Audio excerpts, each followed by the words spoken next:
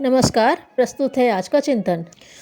मंत्रों के ही नहीं, विभिन्न स्तुतियों और शास्त्रों के भी पाठ पर ही ज़्यादा जोर दिया जाता है। बारंबार उनका उच्चारण चित्त को संस्कारित करता है। कुएं से पानी खींचते हुए कोमल रस्सी के रगड़ से पत्थर पर भी निशान पड़ जाते हैं। इसके लिए किसी व्याख्या विवेचना की आवश्यकता नहीं पड़ती। मंत्र जप या स्तोत्र पाठ को भी उस आवर्तन की तरह कहा गया है जिसका कोई अर्थ या भाव नहीं है।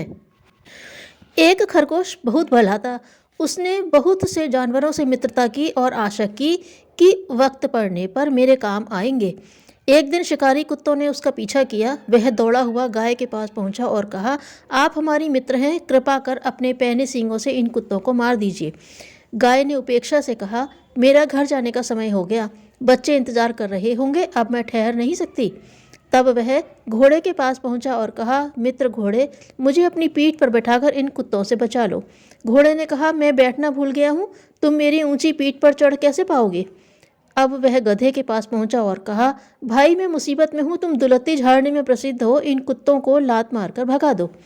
गधे ने कहा, घर पहुंचने में देरी हो जाने से मेरा मालिक मुझे मारेगा, अब तो मैं घर जा रहा हूँ, यह काम किसी फुर्सत के वक्त करा लेना।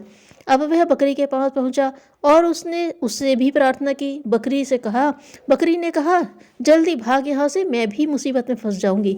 तब खरगोश ने समझा कि दूसरों का आसरा ताकने से नहीं, अपने बलबूते से ही अपनी मुसीबत पार होती है।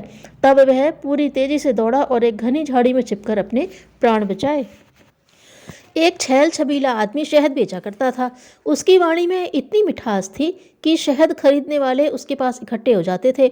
एक बदमिजाज आदमी ने उसे देखा और उससे जलने लगा। उसने सोचा, क्यों ना मैं भी यही धंधा कर लूं। दूसरे दिन वह भी शहद का मटका सिर पर रखकर घर से निकल पड़ा। आदत के अनुसार माथे पर बल पड़े हुए थे। वह ध्यान से दरवाजों की ओर देखता कि शायद कोई मुझे ही पुकार रहा है, पर ज्यों ही उसकी नज़र किसी औरत या मर्द से टकरा जाती, उसे देखने वाला मुंह फेर लेता। शहद बेचने वाला परेशान था।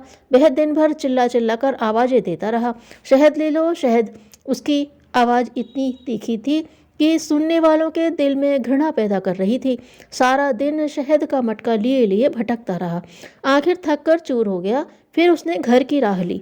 घर में बीवी उसकी सूरत देखकर सारा किस्सा भाप गई और हंसी करती हुई बोली, बदमिजाज का शहद भी कड़वा होता है मियाँ। अगर तुम्हारे पास सोना चांदी नहीं तो क्या तुम अपनी वाणी में मिठास भी पैदा नहीं कर सकते। व्यक्ति व्यक्ति में पाया जाने वाला यह अंतर उसके मन के भाव और संस्कारों के कारण होता है। यदि व्यक्ति मन से निश्चय कर ले तो उसका स्वभाव भी बदल सकता है। अच्छे स्वभाव और मीठी बोली से ही कोई दूसरों का प्यार पा सकता है। धन्यवाद।